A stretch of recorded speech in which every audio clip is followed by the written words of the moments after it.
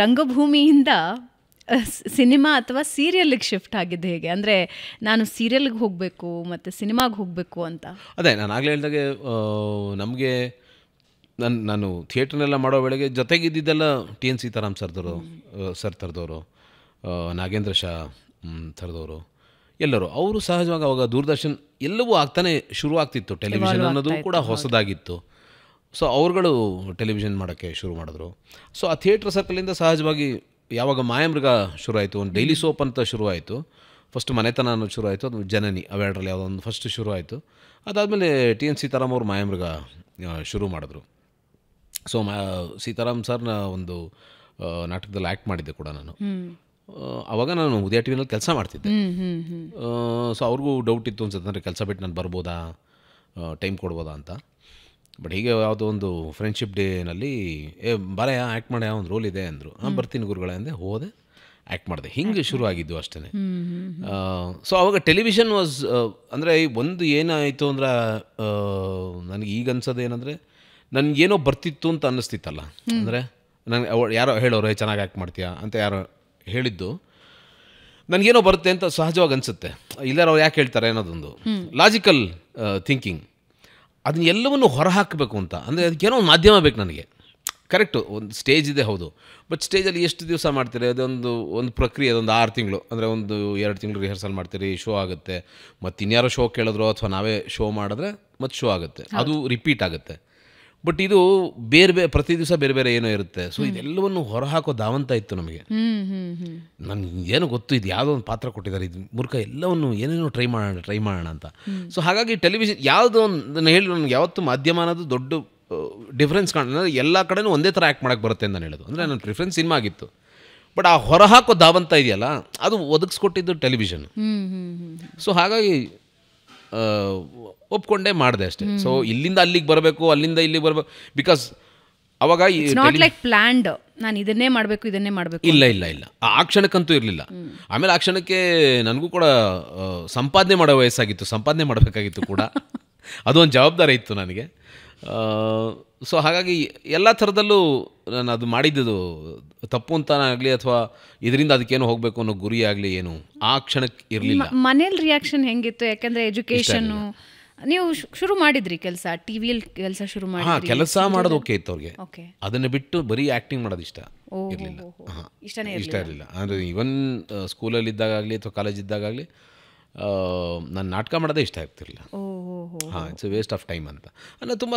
But ಆಗಿನ ಟೈಮಿಗೆ ಹಾಗೆ ಇತ್ತು, ಏನು ಮಾಡೋಕ್ಕೆ. ಯಾಕಂದರೆ ಅದರಲ್ಲಿ ಯಾರು ಕ್ಲಿಕ್ ಆಗ್ತಾರೆ, ಯಾರು ಕ್ಲಿಕ್ ಆಗಲ್ಲ, ಯಾರಿಗೆ ಸಾವಿರ ಲಕ್ಷ ಜನರಲ್ಲಿ ಅನ್ಸರ್ಟನ್ ಫೀಲ್ಡ್ ಅಂತ ಗೊತ್ತಿತ್ತು ಅವ್ರಿಗೆ. ಇನ್ನು ಬೇರೆ ಬೇರೆ ವಿಷಯಗಳೆಲ್ಲ ಇತ್ತು, ಅದನ್ನೆಲ್ಲ ಎಕ್ಸಾಂಪಲ್ ಕೊಟ್ಟು ಹೇಳೋರು, ನಮಗಲ್ಲ ಅನ್ನೋ ಥರ. ಬಟ್ ಯಾವತ್ತು ನನಗದೇನು ಅಂದರೆ ಅದನ್ನು ಮೀರಬೇಕು ಅನ್ನೋದು, ಇದು ಯಾಕೆ ನಮಗಲ್ಲ, ಏನಾಗುತ್ತೆ ಮಾಡೋಣ ಅಂತ. ಅದೊಂದು ಹುಂಬುತನ ಬೇರೆ ಇತ್ತು ಅವಾಗ. ಓಕೆ, ಹೀರೋ ಆಗಬೇಕು ಅಂತಾನೆ ಇತ್ತಾ? ಹೀರೋ ನೋ ನಾನು ಹೇಳ್ತೀನಿ, ನನಗೆ ಈ ಬಾಲರಾಜ್ ಸಾಹನಿ, ಅಶ್ವತ್ ಈ ಥರದವ್ರು ನೋಡಿ ನನಗೆ ಇನ್ಸ್ಪೈರ್ ಆದರೆ, ಅಂದರೆ ನನಗೆ ಒಳ್ಳೆ ನಟನೆ ಮಾಡಬೇಕು ಅಂತಿತ್ತು. ಇದು ಆಕ್ಸಿಡೆಂಟಲ್ಲಿ ಅವ್ನು ಹೀರೋ ಆದರೆ ಓಕೆ, ಆಗಲಿಲ್ಲ ನನಗೇನು ಬೇಜಾರಿಲ್ಲ. ನನಗೆ ಒಬ್ಬ ಒಳ್ಳೆ ನಟ ಆಗಬೇಕು ಅಷ್ಟೇ. ಅಷ್ಟೇ. ನೀವು ನನ್ನ ಎಲ್ಲಿ ಬೇಕಾದ್ರೂ ಇಡಿ ಮೇಡಮ್, ನಂಗೆ ಗೊತ್ತಿಲ್ಲ, ಒಳ್ಳೆ ಆ್ಯಕ್ಟ್ ಮಾಡ್ಬೇಕು ಅಷ್ಟೇ ನನಗೆ ಗೊತ್ತಿದ್ದಿತ್ತು, ಅಥವಾ ಬೇಕಿದ್ದಿದ್ದು ನನಗೆ ಅಷ್ಟೇ.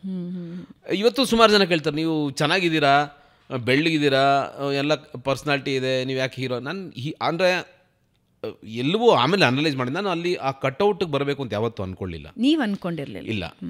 ಅಂದರೆ ಈಗ ನಾನು ಐ ಇಮ್ಯಾಜಿನ್ ಮೈಸೆಲ್ಫ್ ಈಗ ನಾನೇನೋ ಡ್ಯಾನ್ಸ್ ಮಾಡ್ತಾ ಇದ್ದೀನಿ ಅಂತ ನಾನು ಅಂದ್ಕೊಂಡ್ರೆ ಭಾಳ ಸ್ಟುಪಿಡಾಗಿ ಕಾಣಿಸ್ತೀನಿ ಅಂತ ನನಗೆ ಅನ್ಸುತ್ತೆ. ಹಾಗಾಗಿ ನಾನು ಮಾಡೋಕ್ಕೋಗಲ್ಲ. ಫೈಟ್ ಮಾಡಿದ್ರೆ ಇಡಿಯಟ್ ಥರ ಕಾಣಿಸ್ತೀನಿ ಅಂತ ಮಾಡೋಕ್ಕೋಗಲ್ಲ. ಅಂದರೆ ಅದು ನನ್ನ ಪ್ರಯತ್ನನೇ ಪಡಕ್ಕೆ ಹೋಗಲಿಲ್ಲ. No, I look very stupid ಅಂತ ಅನ್ಸುತ್ತೆ ನನಗೆ. ಸೊ ಈ ಥರದ್ದು. But you had an option, ನಿಮ್ಗೆ ಆಪ್ಷನ್ಗಳ ಸಂಖ್ಯೆ ಏನು ಕಮ್ಮಿ ಇರಲಿಲ್ಲ. ಯಾವುದಕ್ಕೆ? ಹೀರೋ ಆಗಬೇಕು ಅಂದ್ಕೊಂಡಿದ್ರೆ ಅಥವಾ? ಇಲ್ಲ, ಏನು ಆಪ್ಷನ್ಸ್ ಅಂದರೆ ಯಾರೇನು ಮನೆಗೆ ಅಂದರೆ ನಾನು ಟ್ರೈ ಮಾಡಲಿಲ್ಲ ನೀವು. ಅಂದರೆ ಈಗ ಅದನ್ನೆಲ್ಲ ಕಲಿತು ನಾನು ಟ್ರೈ ಮಾಡೋದು ಬೇರೆ. ಓಕೆ, ನಾನು ಅವೆರಡು ಕಲಿಯೋದಕ್ಕೆ ಹೋಗಲಿಲ್ಲ. ಅಂದರೆ ಐ ಲುಕ್ ವೆರಿ ಸ್ಟುಪಿಡ್ ಆ ಥರದ್ದೆಲ್ಲ ಮಾಡ್ತಾ ಇದ್ರೆ ನಾನು ಭಾಳ ಕೆಡ್ದಾಗ ಕಾಣಿಸ್ತೀನಿ ನಾನೇ ಅಂದ್ಕೊಂಡು ನಾನು ಅದನ್ನು ಟ್ರೈ ಮಾಡಿದೆ. ನಾನು ಹೀರೋ ರೋಲ್ ಕೊಡಿ ನಾನೇನು ಕೇಳಕ್ಕೆ ಹೋಗಲಿಲ್ಲ. ಇನ್ನೂ ಒಂದು ಕೇಳ್ತೀನಿ, ಯಾವಾಗಲೂ ಹೀರೋಯಿನ್ ಕೈ ಹಿಡಿದು ರೊಮ್ಯಾಂಟಿಕ್ ಆಗಿ ಒಂದು ಸಾಂಗ್ ಆಡಬೇಕು, ಒಂದು ಮರ ಸುತ್ತಬೇಕು ಅಂತೆಲ್ಲ ಅನಿಸ್ಲಿ? Never madam, never. I was very shy. Okay. ಆಮೇಲೆ ಅಂದರೆ ಅದು ಶೈ ಅನ್ನೋದು ಅದು ಅಂದರೆ ತುಂಬ ಇನ್ಸಿಡೆಂಟ್ಗಳು ನಡೆಯೋದು. ಈಗ ಕಾಲೇಜಲ್ಲಿ ಇದ್ದಾಗ ಈ ಬೆಸ್ಟ್ ಆ್ಯಕ್ಟರ್ ಅವಾರ್ಡ್ ತೊಗೊಂಡ್ರೆ ಕ್ಲಾಸಲ್ಲಿರೋ ಹುಡುಗಿರು ಬಂದು ಯಾರೂ ನನಗೆ ವಿಷಯ ಮಾಡ್ತಿರಲಿಲ್ಲ. ಬಿಕಾಸ್ ಲೈಕ್ ಒಂಥರ ಫ್ರೌನಿ ಹಿಂಗಿರ್ತಿದ್ದೆ, ಯಾರನ್ನೂ ಮಾತಾಡ್ತಾ ಇಲ್ಲ. ಅವರೆಲ್ಲ ಅವ್ರು ಮಾತಾಡ್ಕೊಳ್ಳೋರು. ಅವ್ನು ಸಿಕ್ಕಾಬಡೆ ಹೆಡ್ ವೇಟ್, ಅವನಿಗೆ ಕೋಪಿಷ್ಟ. ಮಕ್ಕಳ ಹಾರ್ಟ್ ಬ್ರೇಕ್ ಮಾಡಿದ್ದೀರಾ ನೀವು ಹಾಗಾದರೆ? ಇಲ್ಲ, ನಾನು ಇರ್ತಾ ಇದ್ದೆ ಹಾಗೆ. ಆಮೇಲೆ ಅವ್ರು ಯಾರೋ ನನ್ನ ಕಾಮನ್ ಫ್ರೆಂಡ್ಸ್ ಮೂಲಕ ಹೇಳಿ ಕಳಿಸೋರು, ಅವ್ನಿಗೆ ಇದು ಬೆಸ್ಟ್ ವಿಷಸ್ ಹೇಳ್ಬಿಡು, ಗೆದ್ದಿದ್ದಾನಲ್ಲ ಅಂತ. ಹಿಂಗೆ ಹುಡುಗಿರು ಯಾರು ಜಾಸ್ತಿ ಮಾತಾಡ್ಸ್ತಿರ್ಲಿಲ್ಲ. ಹಾಗಾಗಿ ನ್ಯಾಷನಲ್ ಕಾಲೇಜಲ್ಲಿ ನಾನು ಓದಿರೋದ್ರಿಂದ ಸೊ ಐ ಕ್ಯಾನ್ ಅಂಡರ್ಸ್ಟ್ಯಾಂಡ್. ಇಲ್ಲ ಮೇಡಮ್, ನಾನು ಹೇಳ್ತೀನಿ ಜನರೇಷನ್ ಗ್ಯಾಪ್. ನಾನು ಹೇಳ್ತಾ ಇದ್ದೀನಿ, ಅಲ್ಲಿಂದ ಅಲ್ಲಿಗೆ ಜನರೇಷನ್ ಗ್ಯಾಪ್ ಇದೆ. I was into theatres. ಅಂದರೆ ಅಲ್ಲಿ ಆ್ಯಕ್ಟ್ ಮಾಡೋರಿಗೆ ಫ್ಯಾನ್ಸ್ ಇರ್ತಾ ಇದ್ರು, ಸ್ಟೂಡೆಂಟ್ಸು. ಎಷ್ಟು ಜನ ಹೆಣ್ಮಕ್ಳು ಹೊಟ್ಟೆ ಹೊರ್ಕೊಂಡ್ರಲ್ಲ. ಇಲ್ಲ ಮೇಡಮ್, ಮಾತಾಡೋದೆಲ್ಲ ಏನಿಲ್ಲ. ಅವು ಹುಡುಗಿರು ಹಾಗೆ ಇದ್ರು, ನಾವು ಹೆಂಗಿದ್ದು ಹುಡುಗಿರು ಹಾಗೆ ಇದ್ರು. ಓಕೆ, ಕಾಲೇಜ್ಗೆ ಬಂದ್ವಲ್ಲ ವಾಪಸ್ಸು. ಕ್ರಶ್ ಯಾರಾದ್ರಿದ್ರ? ಕ್ರಶ್ಶು ಅಂದರೆ ಇಲ್ಲ. ಎಲ್ಲಿ ಕಾಲೇಜಲ್ಲ? ಇಲ್ಲ, ನಿಜ. ಕಾಲೇಜಲ್ಲಿ ಯಾರು ಕ್ರಶ್ ಇಲ್ಲ. ಇಲ್ಲ ಮೇಡಮ್, ಕಾಲೇಜಲ್ಲಿ ಯಾರು ಹೇಳ್ಕೊಳಕ್ಕಾಗದೇ ಇರೋ ಕ್ರಶ್ ಯಾರಾದ್ರಿದ್ರ? ಚಾನ್ಸೇ ಇಲ್ಲ. ಅಯ್ಯೋ, ಇಲ್ಲ ಹೇಳಿವಾ. ದಿನ ಬೆಳಗಾದ್ರೆ ಇಲ್ಲ ನಾನು ಕ್ರಿಕೆಟ್ ಆಡ್ತಿದ್ದೆ, ಇಲ್ಲ ನಾಟಕ ಮಾಡ್ತಿದ್ದೆ, ಇಲ್ಲ ಟ್ರೆಕ್ಕಿಂಗ್ ಮಾಡ್ತಿದ್ದೆ, ಕಾಡು ಮನುಷ್ಯರ ಥರ ಇರ್ತಾಯಿದ್ವಿ. ಸೊ ಹಾಗಾಗಿ ಇಲ್ಲ, ಕಾಲೇಜಲ್ಲಿ ಯಾರು ಇಲ್ಲ. ಇನ್ನು ಸಿನಿಮಾ ಹೀರೋಯಿನ್ಸ್ ಅಫ್ಕೋರ್ಸ್ ಯಾರು ತುಂಬ ಜನ ಇದ್ದರು. ಅಂದರೆ ರವೀನಾ ಟಂಡನ್ನು, ಅಂದರೆ ಯಾರ್ಯಾರು ಫಸ್ಟು ಟೈಮ್ ಎಂಟ್ರ್ ಆಗ್ತಾರಲ್ಲ ಅವರೆಲ್ಲ. ರಾಣಿ ಮುಖರ್ಜಿ ಇವತ್ತಿಗೂ ಇಷ್ಟ, ಕಜೋಲು, ಮಾಧುರಿ ಎಲ್ಲ ಇಷ್ಟ. ಸೊ ಎಲ್ಲ ಕ್ರಶೇ, first time crush. Lovely. So Sandalwood crush ಯಾರು? ಸ್ಯಾಂಡಲ್ವುಡ್ ಕ್ರಶ್ ಯಾರಿದ್ರು ಆ ಟೈಮ್ನಲ್ಲಿ? ನಿವೇದಿತಾ ಜೈನ್ ಅಂತ ಒಬ್ಬಳು ಸತ್ತು ಹೋದ್ಲು. ಕ್ರಶ್ ಅಂತಲ್ಲ, she was A very sweet girl. ನಾನು ಉದಯ ಟಿವಿನಲ್ಲಿ ಕೆಲಸ ಮಾಡುವಾಗಲೇ ಅದೊಂದು ನಡೆದಿತ್ತು. She died after doing 2 or 3 films ಏನೋ. ಅವಳು ಭಾಳ ಅಮೃತವರ್ಷಿಣಿ ಆ ಸಾಂಗಲ್ಲಿ ಬರ್ತಾರೆ. ಅದಕ್ಕೆ ಮುಂಚೆ 1-2 ಸಿನಿಮಾ ಹೀರೋಯಿನ್ ಆಗಿ ಮಾಡಿದ್ಲು. ಅವಳು ಭಾಳ ಇಷ್ಟ ಇದ್ಲು. ಅವಾಗ ಯಾರು ಈ ರಕ್ಷಿತಾ ಇವ್ರು ಯಾರೂ ಇರಲಿಲ್ಲ ಮೇಡಮ್. ಅವಾಗ ಸ್ವಲ್ಪ ಹೆಂಗಾಗಿದ್ದವ್ರು ಯಾರಿದ್ರು ಮರ್ತೋಗಿದ್ದೀನಿ ನಾನೀಗ. ಇಲ್ಲ, I don't think so. Kannada ಆಮೇಲೆ ಸ್ವಲ್ಪ ತಮಿಳು ಹಿಂದಿಯಿಂದ ಬಂದು ಆ್ಯಕ್ಟ್ ಮಾಡೋರು ನಮ್ಮಲ್ಲಿ ಹೀರೋಯಿನ್ಗಳು ಅನ್ಸುತ್ತೆ. ಅಂದರೆ ಅಫ್ಕೋರ್ಸ್ ನನಗೆ ಜಯಂತಿ ಅವರ ಅಂದರೆ ಅವರು ಆ್ಯಕ್ಟಿಂಗ್ ವಿತ್ ಅದು ಇಷ್ಟ ಆಗೋರು. ಏನು ಅದ್ಭುತವಾದ ನಟನೆ ಮಾಡ್ತಾರೆ. ಈ ಥರದ್ದು ಆರತಿ ಇರ್ಬೋದು, ಜಯಂತಿ ಇರ್ಬೋದು, ಭಾರತಿ ಇರ್ಬೋದು, ಒಬ್ಬೊಬ್ಬ ಏನು ಆ್ಯಕ್ಟ್ ಮಾಡ್ತಾರಪ್ಪ ಅಂತ ಇಷ್ಟ ಆಗೋದು. ಅದು ಬೇರೆ, ಕ್ರಶ್ ಬೇರೆ. ಕ್ರಶ್ ಆ ಏಜ್ಗೆ ಕ್ರಶ್ ಆಗ್ತಾಯಿದ್ದು ಸ್ವಲ್ಪ ಹಿಂದಿ ಹೀರೋಯಿನ್ಗಳಿಗೆ ಕ್ರಶ್ ಇಷ್ಟ ಆಗ್ತಿದ್ರು. ಓಕೆ, ಸೊ ಉದಯ ಟಿವಿಯಿಂದ ನೀವು ನೇರವಾಗಿ ಹೋಗಿದ್ದು ಮಾಯಾಮೃಗ ಅನ್ಸುತ್ತೆ.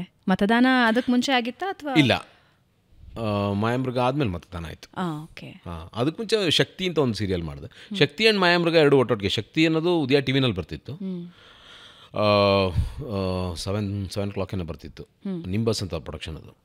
ತಮಿಳಲ್ಲಿ ಬರ್ತಾಯಿತ್ತು, ಅದನ್ನೇ ರೀಮೇಕ್ ಮಾಡಿದ್ರು ಇಲ್ಲಿ. ಸೊ ಅಲ್ಲಿ ಫಸ್ಟು ಇದು ಶಕ್ತಿ, ಆಮೇಲೆ ಮಾಯಾಮೃಗ. ಆಲ್ಮೋಸ್ಟ್ ಪ್ಯಾರಲಲ್, ಒಂದೊಂದು ವಾರ ಗ್ಯಾಪ್ ಏನೋ ಅಷ್ಟೇ. ಬಟ್ ಮಾಯಾಮೃಗದಂತಹ ಒಂದು ಎಪಿಕ್ ಸೀರಿಯಲ್ ಕೂಡ ತುಂಬ ಕಷ್ಟ. ಓವರ್ ನೈಟ್ ಸ್ಟಾರ್ ಮಾಡಿದ್ದು. ಬಟ್ ಇಟ್ ಸ್ಟ್ರಗಲ್ಡ್ ಅಂತ ನೀವು ಹೇಳ್ಕೊಂಡಿದ್ರಿ. ಒಂದು 150ನೇ ಎಪಿಸೋಡ್ವರೆಗೆ ಇಟ್ ಸ್ಟ್ರಗಲ್ಡ್. ಹೌದು, ತುಂಬ ದೊಡ್ಡ ಸ್ಟ್ರಗಲ್ ಅದು. ಅಂದರೆ ನಮಗೆ ಅರ್ಥ ಆಗದೆ ಇರೋದು. ಎಲ್ಲೇ ಹೋದ್ರೂ, ಈವನ್ ಬ್ಯಾಂಕ್ ಹೋದ್ರೂ ಸರ್ ಅದನ್ನು ರೀಟೆಲಿಕಾಸ್ಟ್ ಮಾಡೋಕ್ಕೆ ಹೇಳಿ, ಎಷ್ಟೋ ಆಫೀಸ್ಗಳಲ್ಲಿ ಟಿ ವಿಗಳನ್ನ ತರಿಸಿಟ್ಕೊಂಡಿದ್ದು ಉದಾಹರಣೆಗಳಿದೆ. 4 ಮಿಸ್ ಆಗಿಬಿಡುತ್ತೆ ಅಂತ. ತುಂಬ ಜನ ದೂರದರ್ಶನ್ಗೆ ಬರೆದಿದ್ದಿದೆ, ದಯವಿಟ್ಟು ಇದನ್ನು ರೀಟೆಲಿಕಾಸ್ಟ್ ಮಾಡಿ, ನಮ್ಗೆ ನೋಡೋಕ್ಕಾಗಲ್ಲ, ನಾವು ಆಫೀಸ್ನಲ್ಲಿ ಇರ್ತೀವಿ ಅಂತ. ಆ್ಯಂಡ್ ಇದರ ಒಂದು ಎಷ್ಟು ಅದಕ್ಕೆ ಜನ ಬೆಲೆ ಕೊಡ್ತಾಯಿದ್ರು ಅಂತ ನಮಗೆ ಕಣ್ಣಾರೆ ನೋಡೋಕ್ಕೆ ಸಿಕ್ಕಿದ್ದು ಮೈಸೂರಿನಲ್ಲಿ. ಅದು ಸಂವಾದ ಅಂತ ಮಾಡಿದ್ರು. ಅಂದರೆ 150 ಎಪಿಸೋಡ್ ಆದಮೇಲೆ ನಿಲ್ಲಿಸ್ಬಿಡ್ಬೇಕು ಅಂತ ಡಿಸೈಡ್ ಮಾಡಿದ್ರು. ದುಡ್ಡು ಇರ್ತಿರ್ಲಿಲ್ಲ. ಆಮೇಲೆ ಅವ್ರು ಯಾವುದೋ ಒಂದು ಅಡ್ವರ್ಟೈಸ್ಮೆಂಟ್ ಏಜೆನ್ಸಿ ನಂಬ್ಕೊಂಡಿದ್ರು. ಅದು ಸರಿಯಾಗಿ ಕೆಲಸ ಮಾಡ್ತಾಯಿಲ್ಲ ಅಂತ ಗೊತ್ತಿಲ್ಲ, ರೆವಿನ್ಯೂ ಬರ್ತಿರ್ಲಿಲ್ಲ. ಸೊ ಆವಾಗ ಇವರೇ ಸ್ಲಾಟ್ಗೆ ದುಡ್ಡು ಕೊಟ್ಟು ಸ್ಲಾಟ್ ತೊಗೊಂಡು ಮಾಡಬೇಕಾಗಿತ್ತು. ಸೊ 3 ಜನ ಸೇರಿ ಮಾಡ್ತಾಯಿದ್ದು. ತುಂಬ ಕಷ್ಟ ಆಗ್ತಿತ್ತು ಅವ್ರಿಗೆ. ನಾವು ಕಲಾಮಂದಿರದಲ್ಲಿ ಮೈಸೂರಿಗೆ ಹೋದಾಗ ಸಂವಾದ ಇದೆ ಅಂತ ಹೋದ್ವಿ. ಬೆಳಗ್ಗೆ ಹೋದರೆ ಜನ ಕ್ಯೂ ನಿಂತಿದ್ರು. ಪರವಾಗಿಲ್ಲ, ತುಂಬ ಜನ ಇದ್ದಾರೆ ಅಂತ ಸೀತಾರಾಮ್ ಭಾಳ ಖುಷಿಪಟ್ಟರು. ಆಮೇಲೆ ಯಾರ್ದೋ ಮನೇಲಿ ಒಂದು ತಿಂಡಿ ಎಲ್ಲ ಇಟ್ಕೊಂಡು ಹೋಸ್ಟ್ ಮಾಡಿದರು. ಅವ್ರ ಮನೆಗೆ ಹೋದ್ವಿ. ಆಮೇಲೆ ಕೇಳಿದ್ರು, ನಾವು ನೋಡಿದ್ವಿ ಜನ ಎಲ್ಲ ನಿಂತಿದ್ದಾರೆ. ಸಾರ್ ಒಳಗಡೆ ಆಲ್ರೆಡಿ ಜನ ಕೂತ್ಕೊಂಡ್ಬಿಟ್ಟಿದ್ದಾರೆ, ಅವ್ರು ಮಧ್ಯಾಹ್ನಕ್ಕೆ ಅಂದರು. ಇದು ಗೊತ್ತೇ ಇರಲಿಲ್ಲ ನಮಗೆ. ಆಮೇಲೆ ಸೀತಾರಾಮ್ ಒಂಥರ ದಿಗ್ಭ್ರಮೆ ಆಗೋಯ್ತು. ಹಾಂ, ಏನೋ ಒಳಗಡೆ ಆಲ್ರೆಡಿ ಇದ್ದಾರಾ ಅಂತ. ಹಾಂ ಸರ್, ಹಾಲ್ ಫುಲ್ ಇದೆ, ಜನ ನೆಲದ ಮೇಲೆಲ್ಲ ಕೂತಿದ್ದಾರೆ, ಇವರು ಮಧ್ಯಾಹ್ನಕ್ಕೆ ಇದ್ದಾರೆ, ಅವ್ರು ತುಂಬ ಗಲಾಟೆ ಮಾಡಿದ್ರು, ಹಾಗಾಗಿ 2 ಸತಿ ನೀವು 2 ಸಂವಾದ ಮಾಡೋಣ ಅಂತ ಡಿಸೈಡ್ ಮಾಡಿದ್ದೀವಿ ಅಂತ. ಆವಾಗ ಅರ್ಥ ಆಗಿದ್ದಿಲ್ಲ, ಇದು ಬೇರೆ ಥರ ವರ್ಕ್ ಆಗಿದೆ ಇದು ಅಂತ. ಸೊ ಅಲ್ಲಿ ಅವರೊಂದು ಬೇಡಿಕೆ ಇಟ್ಟರು, ನೀವು ಎಲ್ಲರೂ ನಿಮ್ಮ ಮನೆಯಿಂದ ₹1 ಕೊಡಿ, ನಾವು ಮುಂದುವರಿಸ್ತೀವಿ, ಇಲ್ಲಾಂದ್ರೆ ತುಂಬ ಕಷ್ಟ ಆಗ್ತಿದೆ ಅಂತ. ನಿಜ ಹೇಳ್ತೀನಿ, ಜನ ಒಪ್ಕೊಂಡ್ರು, ನಾವು ಕೊಡ್ತೀವಿ ನೀವು ಮುಂದುವರಿಸಿ ಅಂತ. ಇಸ್ಕೊಳ್ಳಿಲ್ಲ, ಬೇರೆ ವಿಚಾರ. ಬಟ್ ಇಷ್ಟು ಜನರ ಪ್ರೀತಿನ ಗಳಿಸಿದೆ, ಇಷ್ಟು ಜನ ನೋಡ್ತಾ ಇದ್ದಾರೆ ಅಂದಮೇಲೆ ನಿಲ್ಲಿಸಬಾರ್ದು ಅಂತ ಬೇರೆ ಒಂದು ಇದು ಮಾಡಿ ಮುಂದುವರಿಸಿದ್ದು. ಸೊ 150 ಎಪಿಸೋಡ್ ತನಕ. ಆಮೇಲೆ TRP ಅನ್ನೋದು ತುಂಬ ಅದು ಸೈಂಟಿಫಿಕ್ ಆಗಿರಲಿಲ್ಲ. ಇವತ್ತಿಗೂ ಅದು ಎಷ್ಟಿದೆ ನಾನು ನಂಬಲ್ಲ madam, I don't know, but I am part of it. ಗೊತ್ತಿಲ್ಲ, ಇಟ್ಸ್ ನಾಟ್ ಏನೋ ತುಂಬ ಟ್ರಾನ್ಸ್ಪರೆಂಟ್ ಅಲ್ಲ ಅಂತ ಅನಿಸುತ್ತೆ ನನಗೆ. ಸೊ ಅವಾಗ ಅದೊಂದು ಬೈಬಲ್ ಥರ, ಏನೂ ಮಾಡೋಕ್ಕಾಗಲ್ಲ. ಏಜೆನ್ಸಿಗೆ ನೀವು ಅದನ್ನು ಕೊಟ್ಟರೆ ಅವ್ರು ಆ್ಯಡ್ ಕೊಡ್ತಾರೆ, ಇಲ್ಲೆಲ್ಲಿ ಕೊಡೋಲ್ಲ. ಸೊ ಅವಾಗ ಅದೇನು ಕರೆಕ್ಟಾಗಿ ವರ್ಕ್ ಆಗ್ತಾಯಿತ್ತು, ವರ್ಕ್ ಆಗ್ತಿರ್ಲಿಲ್ಲ ಗೊತ್ತಿಲ್ಲ. ಸೊ ನಂಬರ್ಸ್ ಪೇಪರ್ ಮೇಲೆ ಬರ್ತಿರ್ಲಿಲ್ಲ, ಬಟ್ ಜನ ನೋಡೋರು. ಹಾಂ, ಎಲ್ಲಿ ಹೋದರೂ ನಮ್ಮನ್ನು ಗುರ್ತಿಡಿಯೋದೇನೋ, ಮಾತಾಡ್ಸೋದೇನೋ, ಬರ್ತಾ ಇದ್ದಿದ್ದೇ ಕಡಿಮೆ, ಬಟ್ ಸ್ಟಿಲ್ ಈ ಲೆವೆಲ್ಗೆ ರೀಚ್ ಆಗಿದೆಯಾ, ಅಥವಾ ಈ ಲೆವೆಲ್ ನಮ್ಮನ್ನೆಲ್ಲ ನೋಡ್ತಾರ, ಇಷ್ಟು ಪ್ರೀತಿ ಮಾಡ್ತಾರ ಅಂತ ಗೊತ್ತಾಗಿದ್ದೆ ಅಲ್ಲಿಂದ. ಸೊ ಇಷ್ಟೆಲ್ಲ ಕೆಲಸ ಆಗಿತ್ತು ಅದರಲ್ಲಿ.